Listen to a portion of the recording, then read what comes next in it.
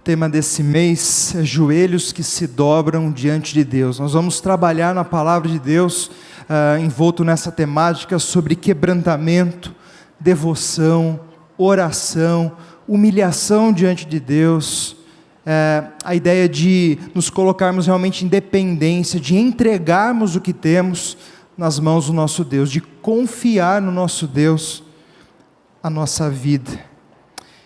E nessa mensagem de hoje, quero convidar os irmãos que abram comigo a palavra do Senhor em Provérbios, capítulo 3, tema da nossa mensagem, por inteiro diante de Deus. Provérbios 3, do 5 ao 8.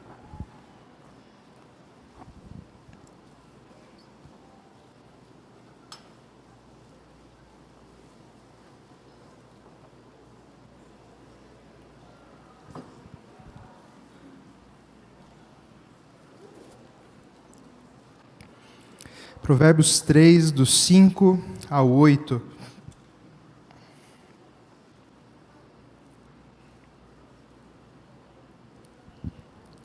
Diz assim a palavra do Senhor: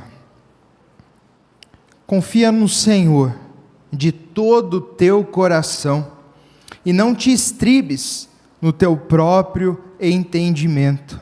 Reconhece-o em todos os teus caminhos, e ele endireitará as tuas veredas. Não seja sábio aos teus próprios olhos. Teme ao Senhor e aparta-te do mal. Será isto saúde para o teu corpo e refrigério para os teus ossos. Amém. Vamos orar? Amado Deus e Pai, te louvamos, Senhor, pela tua graça bendita e preciosa, por esse tempo de alegria, de meditar na tua palavra. Colocamos a nossa vida reconhecendo, Pai, a nossa insignificância e como dependemos do Senhor. Clamamos a Tua direção, a Tua bênção, a instrução que vem do Teu Espírito, para que o Senhor ministre ao nosso coração, para que sejamos cheios da palavra, cheios do Teu Espírito, possamos assim viver para o Teu inteiro agrado. Ministra ao coração da Tua igreja, derrama sobre nós mais de Ti, pois oramos no nome santo e precioso de Jesus. Amém. Salomão está aqui no livro de Provérbios, trabalhando a ideia de confiança no Senhor, a ideia de nós temermos a Deus, porque o temor do Senhor é o princípio da sabedoria, e Salomão vai trabalhar esse tema e desenvolvê-lo ao longo do livro de Provérbios. O temor do Senhor é o princípio da sabedoria, mas os loucos desprezam o entendimento e o saber. Provérbios 1:7, essa é a temática do livro, e Salomão passa então a desenvolvê-la nas suas páginas. Começo do capítulo 3, Salomão vai justamente fazer os olhos, o ouvido dos seus ouvintes a se voltarem para os mandamentos do Senhor, a instigar o coração do povo a confiar no Senhor, até que finalmente chegamos aqui no verso 5, confia no Senhor de todo o teu coração e não te estribes no teu próprio entendimento.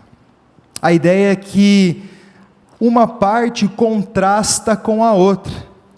Nós devemos e somos desafiados, aqui está no imperativo, dando essa ordem para nós, de confiar no Senhor. Não resta outra opção, em outras palavras, a não ser confiar no Senhor de todo o nosso coração, e não então nos apoiarmos no nosso próprio entendimento. Há uma sentença completa a outra.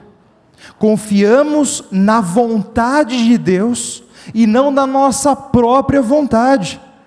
Confiamos na sabedoria de Deus, na inteligência de Deus, confiamos na palavra do Senhor e não nos apoiamos no nosso próprio entendimento, na nossa própria forma de ver a vida, de conduzir a nossa vida. Nós não nos apoiamos em perspectiva humana, mas nós confiamos e nos entregamos à vontade divina. Em outras palavras, é isso que Deus nos propõe, nos dando então essa ordem, esse mandamento de confiar no Senhor de todo o nosso coração. Esse processo que nós estamos inseridos de reconhecer a nossa própria limitação, de vermos a nossa própria pequenez, quando contemplamos a grandeza do Senhor. É esse movimento que a nossa vida faz. É isso que a maturidade cristã vai gerando em nosso coração. Nós vamos diminuindo, e a grandeza de Deus vai se tornando cada vez mais presente na nossa vida. E o resultado disso é temor de Deus, é confiança no Senhor. Nós reconhecemos na palavra, nós somos confrontados por ela, para ver a nossa pequenez, a nossa fragilidade, mas também a grandeza, o poder, a graça, esse alto refúgio que o Senhor é, para aqueles que nele confiam.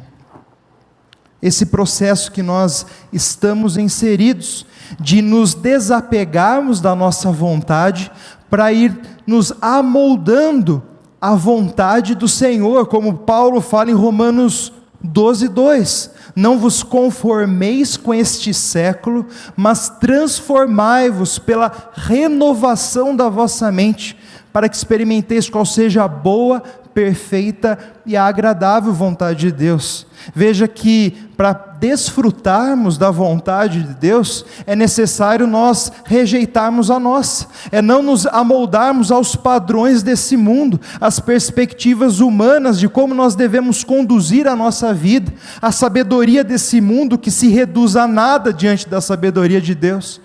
É não buscarmos direção naquilo que o mundo prega e insta para nós, mas é buscarmos sabedoria, direção e luz, mediante o conselho da palavra do Senhor. É ter a mente moldada a partir da palavra de Deus, como Paulo diz em 1 Coríntios 2,16, vós porém tens a mente de Cristo.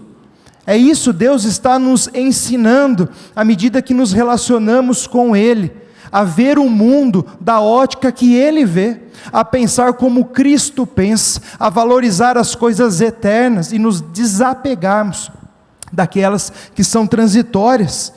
É como diz Paulo em Filipenses 3, é nos esvaziarmos de nós mesmos. Aquilo que para mim era lucro, considerei perda, por causa da sublimidade do conhecimento de Cristo Jesus, meu Senhor, por amor do qual perdi todas as coisas, e as considero refúgio para ganhar a Cristo, ser achado nele. Esse processo de nos esvaziarmos, para nos conformarmos com a morte do Senhor, ter comunhão com os seus sofrimentos, para participarmos da sua ressurreição, é esse processo que nós estamos inseridos, de amar o Senhor, de toda a nossa alma, de todo o nosso coração, e de todo o nosso entendimento. Como fala Deuteronômio 6, versículo 4, o Senhor nosso Deus é o único Senhor, amarás pois o Senhor teu Deus de todo o teu coração, toda a tua alma, com toda a tua força, confiai no Senhor de todo o teu coração, e não te estribes, não se apoie no seu próprio entendimento. Nós somos tentados, de alguma forma, a segurar a nossa vida com as nossas próprias mãos, nós gostamos de ter controle, nós gostamos de saber para onde vamos, não gostamos de viver na dúvida, de estar com esse ponto de interrogação diante de nós, mas somos desafiados pela própria natureza dessa vida de desertos, de vales áridos, somos desafiados pela natureza dessa vida, a confiar diante do Senhor. Como disse, é um imperativo, nós não temos outra opção. Me lembra as palavras do apóstolo Pedro, Senhor, para quem iremos? Só o Senhor tem as palavras de vida eterna. No meio de tantas vozes, de tantos conselhos, nós ficamos com o conselho do Senhor. Eterna é a justiça dos teus testemunhos, dá-me a inteligência deles e viverei. É isso que diz o salmista, é isso que anela o coração do salmista, é nessa direção que nós caminhamos. Rejeitar o nosso entendimento, a nossa sabedoria, e ir nos preenchendo com a sabedoria verdadeira que vem de Deus. O temor do Senhor é o princípio do saber, mas os loucos descartam, desprezam a sabedoria e o ensino. Nós olhamos para Cristo e caminhamos debaixo da sua luz e da sua instrução. Esse processo de total dependência da vontade de Deus, de entrega da nossa vida, de confiar na sua vontade. Jeremias diz muito sobre isso e de forma muito bonita faz um paralelo com esse Provérbios, com esse trecho do livro de Provérbios que nós lemos. Jeremias 17, do versículo 5 ao 6, ele diz: assim diz o Senhor: maldito o homem que confia no homem, faz da carne mortal o seu braço e aparta o seu coração do Senhor, porque será como arbusto solitário no deserto, e não verá quando vier o bem. Antes, morará nos lugares secos do deserto, na terra salgada e inabitável. Em contraste, no versículo 7 e 8, bendito o homem que confia no Senhor, cuja esperança é o Senhor. Porque ele é como árvore plantada junto às águas, que estende as suas raízes para o ribeiro e não receia quando vem o calor, mas a sua folha fica verde, e no ano de sequidão não se perturba, nem deixa de dar fruto. Embora haja tempos de sequidão, aquele que confia no Senhor, cuja esperança é o Senhor, a sua folhagem está sempre verde, ele continua a produzir fruto, independentemente das circunstâncias. Há paz no seu coração, há contentamento, há alegria, há ações de graças, há louvor continuamente nos seus lábios, porque o Senhor não nos dá paz como o mundo a dá. O Senhor derrama paz sem medida. Quem crer em mim, como diz as Escrituras, do seu interior fluirão rios de água viva. Porque o Senhor derrama graça, sabedoria sem medida, para aquele que pede, para aquele que busca. Batei e abrir-se-vos-á, buscai e acharei, diz o Senhor Jesus. Por isso nós vamos atrás do conselho do Senhor. Confiai no Senhor, confia no Senhor de todo o teu coração, não se apoie no seu próprio entendimento. Maldito o homem que confia no homem, faz da carne mortal o seu braço, o seu apoio, e afasta então o seu coração do Senhor. Nós vimos o Salmo no começo do culto, onde o salmista exorta a não nos apegarmos às riquezas, aos bens que possuímos, mas voltar a nossa confiança para o Senhor, que é o nosso bem mais precioso. É isso que nós fazemos, é assim que o Senhor tem nos ensinado. Esse é um alerta contra a soberba intelectual, contra arrogantes opiniões, das quais nós estamos cheios, das quais a nossa era está repleta. Basta olhar para as redes sociais, tantas opiniões, conselhos mais diversos, e ai daquele que se atrever a questioná-la. O mundo está cheio de arrogantes pretensões, de opiniões cheias de soberba, mas nós somos desafiados a confiar no conselho do Senhor, a buscar sabedoria que vem da sua palavra, para o conhecermos. Como diz o salmo que nós lemos: confiai nele, ó povo, em todo o tempo, derramai perante ele o vosso coração, Deus é o nosso refúgio.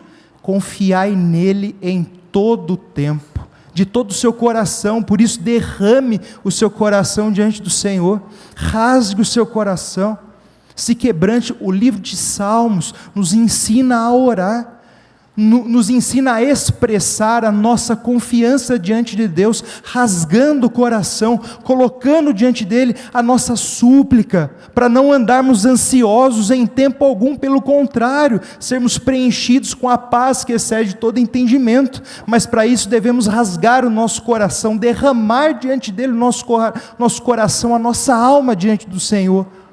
O que te aflige hoje, o que te perturba, conta ao Senhor, se achegue a Ele, achará graça diante de Deus. O Senhor é rico para todos aqueles que o invocam, para todos aqueles que o buscam. De fato, sem fé é impossível agradar a Deus, porque aquele que se aproxima de Deus precisa crer que Ele existe, e que Ele é um Deus que galardoa aqueles que o buscam. É nisso que nós cremos. Um Deus que a partir dele vem toda a boa dádiva, todo o dom perfeito.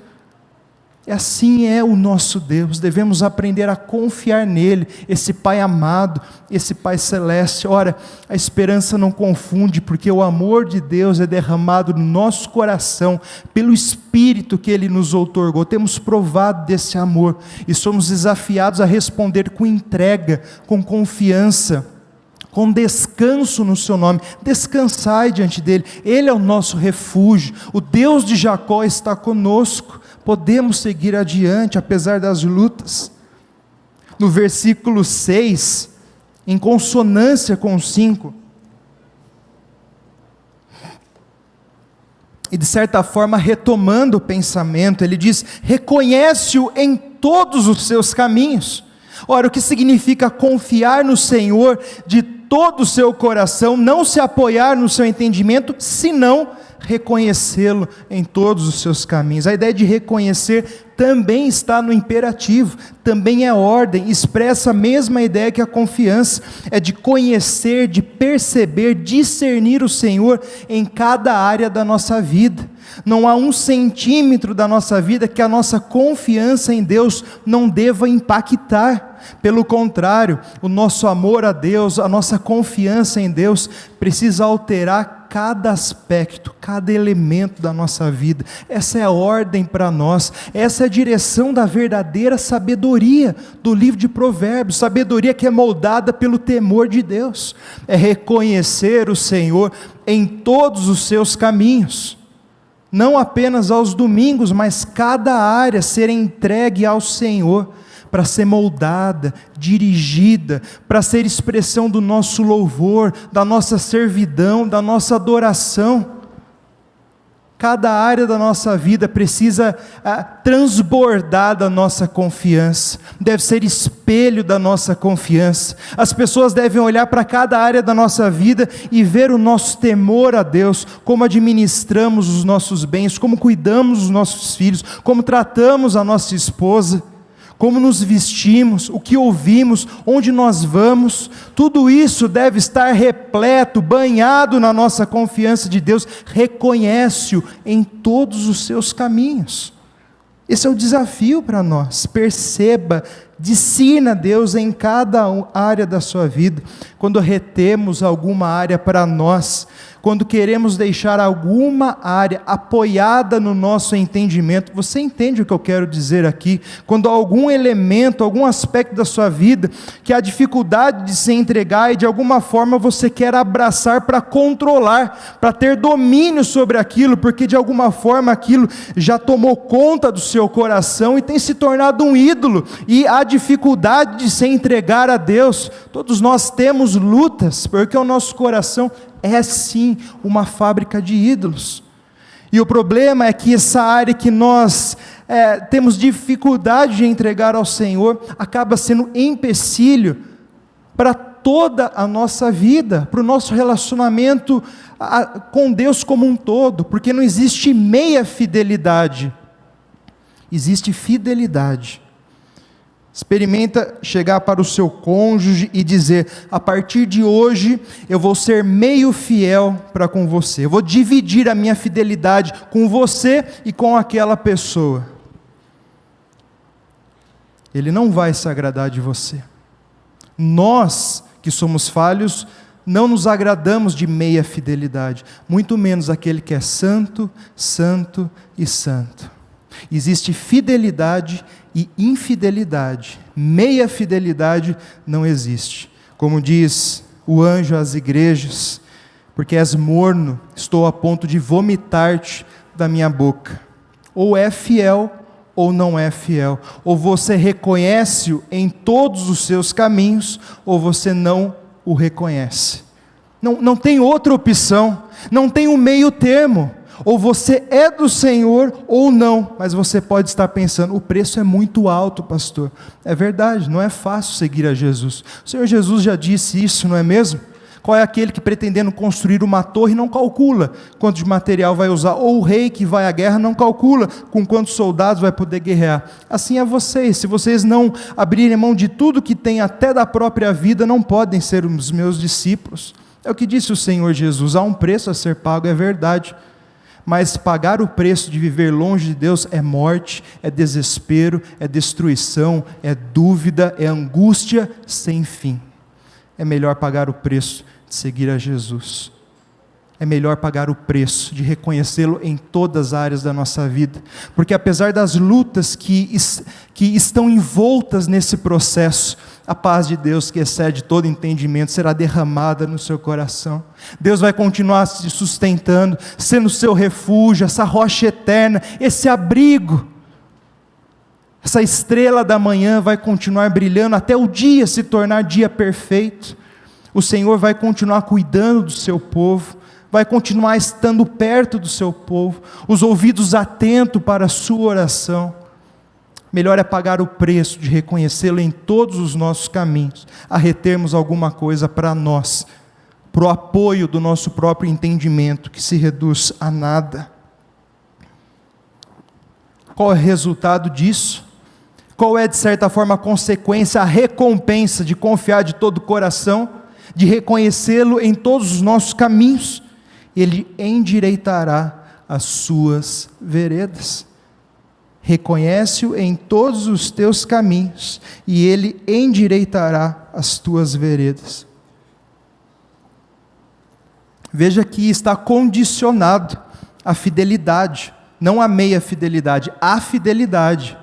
Reconhece-o e Ele endireitará. Confia de todo o coração e Ele endireitará as suas veredas. Endireitar é tornar plano, tornar agradável, seriam outras traduções para a palavra, que implica sim em bênçãos materiais, em qualidade de vida na terra, mas muito mais de qualidade de vida que só tem aquele que se relaciona, que depende totalmente do Senhor. Há bênçãos como paz, como comunhão, como mais vida diante de Deus.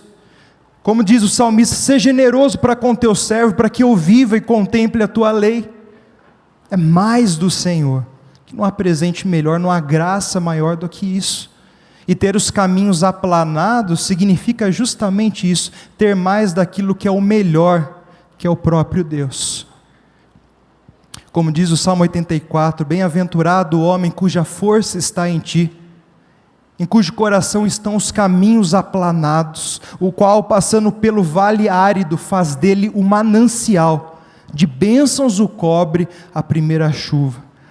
Assim é o homem cuja força está no Senhor, os seus caminhos são aplanados, e quando ele passa pelo vale árido, Deus faz dele um manancial, ele tira da dificuldade, da dor, bênção sem medida, porque Deus é reconhecido em todos os seus caminhos, o qual, passando pelo vale árido, faz dele um manancial. Assim é a graça de Deus, que reverte o mal em bem, que faz muito mais, infinitamente mais, do que nós podemos pensar ou pedir, por causa do seu poder que opera em nós, para a sua glória e para a sua honra. Me lembro que o Senhor Jesus nos ensinou a orar, para fugirmos da ansiedade, da dúvida, do medo e do tormento, buscar em primeiro lugar o seu reino e a sua justiça, e todas essas coisas vos serão acrescentadas. É isso. Reconhece-o em todos os teus caminhos, e Ele endireitará as suas veredas. Busque em primeiro lugar o seu reino e a sua justiça, e todas essas coisas vos serão acrescentadas.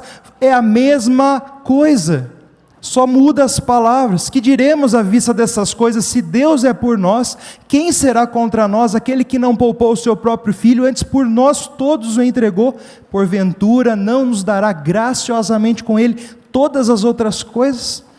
Esse pacote da graça, do amor e do cuidado de Deus, quando é dito por Paulo, toma posse da vida eterna, é isso, reconhece-o em todos os seus caminhos, desfrute da vida eterna, viva essa vida abundante que Jesus veio dar, desfrute de confiar no Senhor de todo o coração.